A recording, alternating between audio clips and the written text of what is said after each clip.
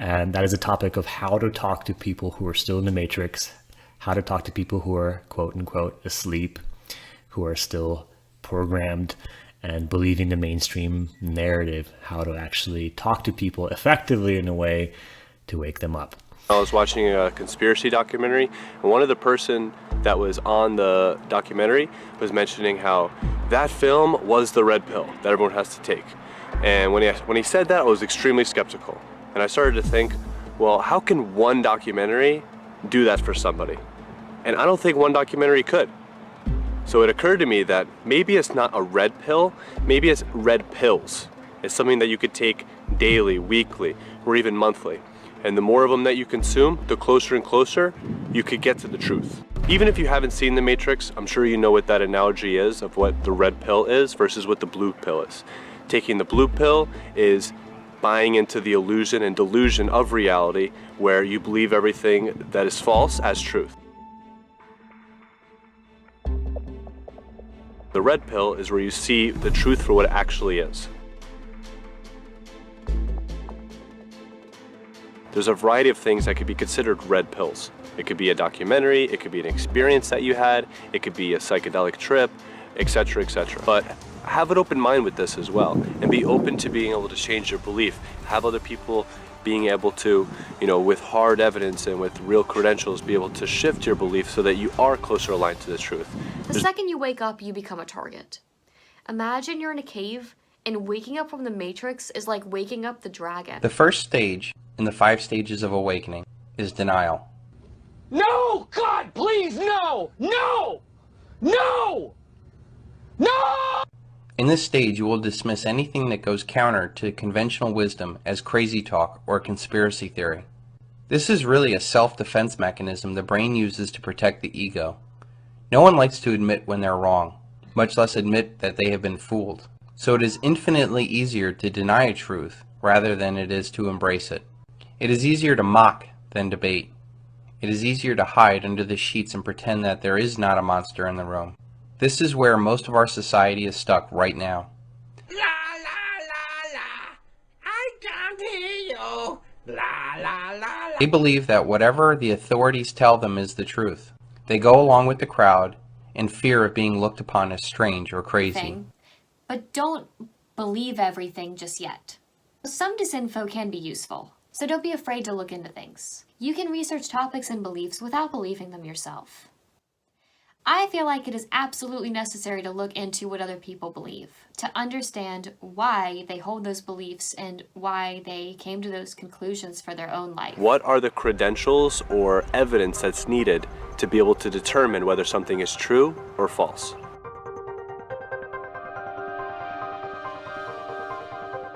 What is truth? How do we define what truth is? What type of credentials are needed? What type of evidence is needed in order for me and you to be able to say, when we look at the evidence and say, okay, that is truth?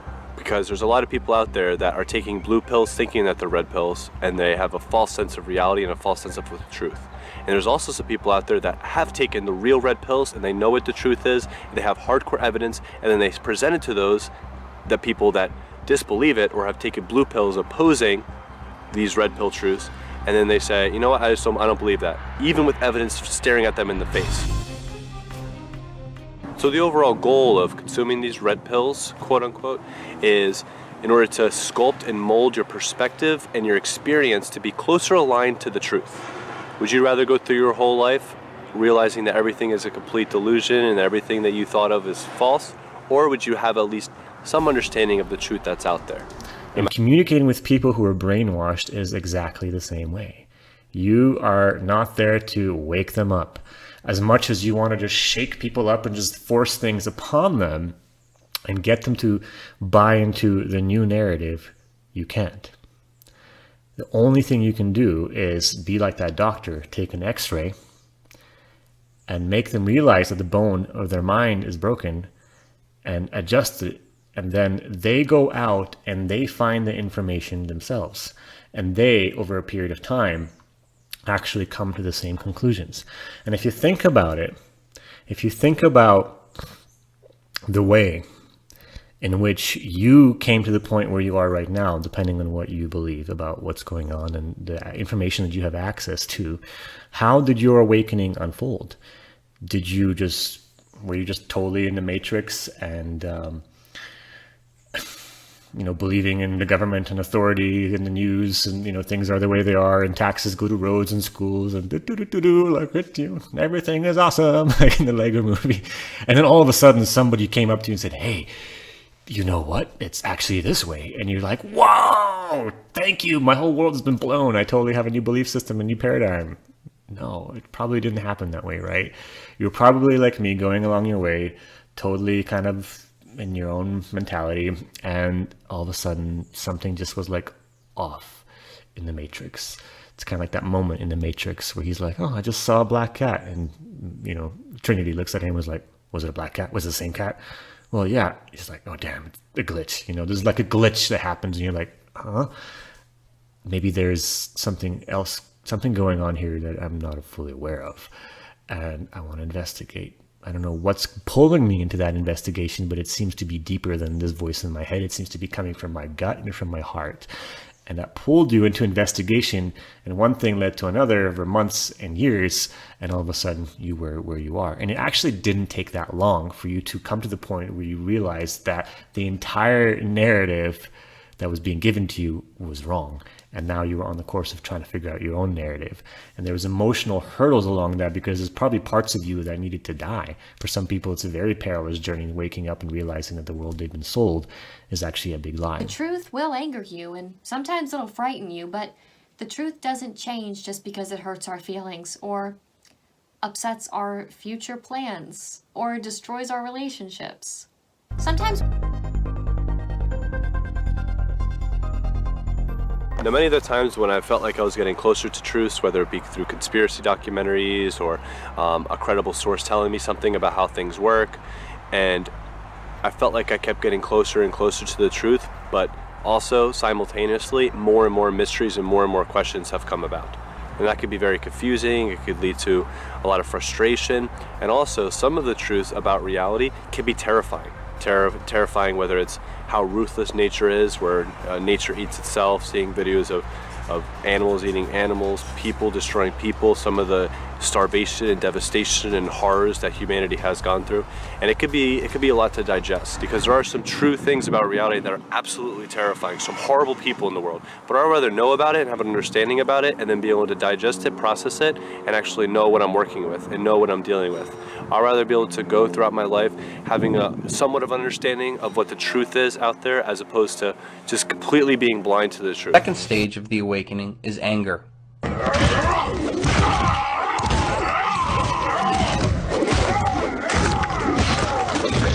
When you start to see that you were fooled, you react violently for being taken for a fool, and you want to lash out. This action is ineffectual in bringing about positive change for the freedom movement. In my experience, those that propose violence are probably working for the government, just trying to find some sucker to frame. You're a fucking cop, the three of you! Go on, it's our line! It's a peaceful demonstration! Anger is a very natural reaction, and is one that you must go through rather than suppress. Finding out how the world really works is akin to finding out your significant other has been cheating on you. You may have remained faithful to what this country was about, while atrocities were committed behind your back. Anger is just covering up the fact that you are really hurt for being taken advantage of. This stage is often the shortest, but it is also the one with the most energy is expended. In my anger stage, I redirected my anger to fuel an intense amount of research into making sure that I was never fooled again. I've kind of like, basically there's different phases you go through when you take the red pill. So like the red pill rage phase is like when you first learn about the stuff. You become very kind of neurotic about it. You become very angry and very enthusiastic, and you just want to like tell everybody everything at all times. And it becomes overbearing, overzealous, and you end up kind of alienating those people. Because you get too preachy, and you're so zealously like you're just convinced that you need to wake everybody up. Like it's just like this mission you're on. You need to just wake everybody up. Every single person you ever encounter, you have to wake them up to everything. And you can't do it. It's impossible. You can't just, it's not like you just take a pill and you're convinced. And like, how do you actually get through to people? Because you may have noticed when you try to present information or talk to people, you get the opposite of what you would think would happen. The third stage of the awakening is called bargaining. After you calm down, you start to reach out to anybody who will listen to tell them what is really going on. This is the most annoying stage of the awakening process. And remember that you are reaching for people who are still in the stage 1 of denial. You end up ruining Christmas parties talking about World Trade Center 7 or kids' basketball games talking about the Federal Reserve. By reaching out and sharing, you are not really trying to awaken people. You are really looking for help. By reaching out, you are seeking guidance or structure in your own search for truth. You know that there's something wrong. You know that you can't go back to your ignorance. Without clarity, you cannot move forward, and this naturally leads to the next stage of depression. This is the most dangerous phase, in my opinion, the rabbit hole. This is where you begin your journey into the endless rabbit trails of information, and the world starts to look like your worst nightmare. This stage is dangerous because discernment is still being developed, and you're still figuring out what is and isn't true. Remember that you're trying to clean out the weeds, not plant new seeds yet. While it is, in my opinion, absolutely necessary to learn the characters in this show, it is not necessary to learn every detail. Know enough to not be fooled anymore, or to be aware of certain truths, but don't obsess over one thing. Don't get stuck in any of their trails. Most lead to dead ends and confusion anyway. Know enough, but know when to get out and move on. Takes a lot of time, and a lot of times people have to find their own way to the red pill. Really, your job is just to plant the seed. That's all you really need to do. Plant the seed, do it in a strategic way, and let them come to their own conclusions, You can never force people to believe something. You just can't. And the more you try to force them, probably the more resistance you're going to find from them. The fourth stage of the awakening is depression. Now that you've reached out to everybody and nothing seems to happen, depression sinks in. You start saying, it's too big. What could I do about it? The worst kind of depression that permeates the freedom movement is the arrogant attitude of, I know it all, or screw everybody, I don't care. This is the most painful stage and the hardest one to get out of. Human happiness comes from progress, and yet progress in this journey seems to suck you further into a hole. Unfortunately, there's no way around this, yet it is absolutely necessary that you go through it. And what they show here is there's this wedge inside of everybody in their own mind. There's the real them, which has that connection to their own gut, their own intuition, their own conscience. And it's there. It's inside of everybody. Every human being has this, their sense of right and wrong, right? But to some people, it's just not developed well. Like for me, and I'm sure for you, when you just see something out there in a narrative, you just know it's bullshit because your body just tells you, right? And it's just like, duh, obvious, right? But why do other people not have it developed? Well, because it's been suppressed and socially engineered out of people, right? So that's there in every single person. But there's also the other part, which is the other part of the wedge, and that is the bullshit and the programs and all the misinformation and the whole narrative, which is actually just a sandcastle built on absolutely nothing, which is just the assumption that there is an authority outside of you.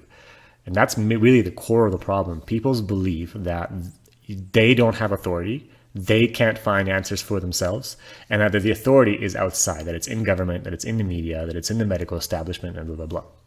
And when you really start to talk to people and get down to the root of what they believe about that, that's when people will just start to have no answer. I don't know, well, the media, authority, and the doctors, and the tests, and the COVID, I don't know, it's all just nonsense. It's just gobbledygook, right? And to you, it feels like gobbledygook, but for them, it's the only world that they know, right? And so understanding that you're coming to people and talking to them, you have to, you have to come with the right goal in mind. You have to come with the right psychology in yourself, understanding that you're trying to help them out of a lie. And the only way to do that, first and foremost, is to be centered in yourself, peaceful, calm, and completely unattached. to the outcome of how things are going to go. And this is very counterintuitive, because most of us are very attached when we talk to people. You are not a conspiracy theorist. You are a researcher with facts and evidence. You can back up what you believe. After all, condemnation without investigation is called indoctrination. Truth seekers are not breaking from reality. They are breaking from a shared reality. It's frustrating because you just want to share everything that you've learned, but you get rejected at every turn. Remember that people need patience and time, and waking up is a process. They're like a game of Jenga. Each time you share something in a knowledgeable way, like slipping in a comment, asking a question, you're pulling out one of those blocks. The fifth and final stage of the awakening is acceptance. This is the point where you now become comfortable with the oncoming reality, and you actually take active and positive steps to prepare for this. This process of making wise choices for yourself and others will yield massive positive personal results. These positive results will reinforce your actions and bring about more positive change in your life. People will start to notice the light in your eyes has returned, as confidence returns. They will now ask you what had happened to you, and those that once did not want to hear the truth will be ready to listen. This is ultimately where we all need to be, both personally and as a movement. I really feel the reason why I've been so successful at waking people up is that I do not try to scare them and depress them. Trust me, I can write doom and gloom with the best of them. Fearmongers do not want you to logically think. They want emotional reaction to their preconceived No doubt that you've come across quite a bit of disinfo from sites like this, and a bunch of others, or popular videos or TV shows, but weeding out disinfo like this gets easier the more that you do it, especially when you learn who owns all of these networks and sites, and that they all kind of are in this together. To get the whole picture, relational thinking is required. You need to be able to relate each new piece of info to what you already know and have tested to be true. Treat each piece of info as if it's a puzzle piece. Once you have enough pieces, you start to see the picture. Don't try to make a puzzle piece fit if it doesn't. You're probably missing something or need more pieces to understand where that one fits. If it never fits into the bigger picture, it's most likely not true. That's my experience. Like when you go too hard and too zealously at it, you end up turning them off and pushing them away. So, that's happened with my family as well. Like when I first got Red Pill, I was like trying to convince them of everything too quickly, and they eventually came around, like on their own time, on their own research. I just planted the seeds, and then they came around on their own time. Is that the real goal in any communication is not to wake people up. It's not to give facts. You actually want to stay away as far from facts as possible, which is completely opposite of what most people do. Here, read this, watch this. It's like, no, you want to get people to the cognitive dissonance. Because if you go into facts, if you go into debating, into bringing your own belief system into the conversation, you're actually not doing the job of that doctor. Like the doctor isn't there to like why did you fall off the skateboard? I don't skateboard. You should rollerblade instead. Here's all these facts about why rollerblading is better. That's why your leg is broken. It's like, no, he's just there to fix your leg, right? So as a communicator, as a real mission-driven person to help the world wake up, you just have to play the role of being the space that helps people come to their own cognitive dissonance about things. That is your only goal in communicating, and it's much easier said than done because there's so many of your own programs getting in the way, and that's what this whole course is about, actually dropping those programs so you can just have a 5-minute conversation and ask people the most basic rudimentary questions that actually makes people totally freak out and like, what? And then you've planted the seed and then you walk away. And this really startled me, or not startled, but it and really opened up my mind. When you've done your job right with somebody is usually you have two signs. They'll either get really angry and run away, and then you just walk away and you don't talk to them. And they'll usually come back to you later, be like, I thought about what you said, and do you know about this? And then you can actually start giving them people information because they're already open to the whole conversation. And the other reason when you've come to that cognitive dissonance and you've done your job right is when people just respond in that way that I just showed of like, actually, I don't know what to think about this, and this is really confusing, and let me get back to you on this. And that's it. And you never impose any facts or beliefs on on anybody. You never do that. Even when they're at that point, be like, okay, well, let me send you a YouTube video about this thing. Unless they ask, then okay, then you do that. You have to let people come to their own conclusions and go through that process. And that's the only way that it can be done. It's the only way that it can be done. Someone else's paper, do your own research. Pray about, I don't know, somebody on like Twitter. I know that sounds weird coming from a person on YouTube, but I don't really recommend any channels because I don't watch any. I guess what I'm saying is don't depend on other truthers or truther sites to do your thinking for you. Been plenty of times in the past throughout, whether I be in high school or college, watching conspiracy documentaries that later on turned out to be completely debunked. Where back then I was like, oh, I took the red pill, I know what's going on. But the reality is I didn't. I took a blue pill that I thought was a red pill. And over time, with the right effort, I believe that we can become closer and closer to the truth.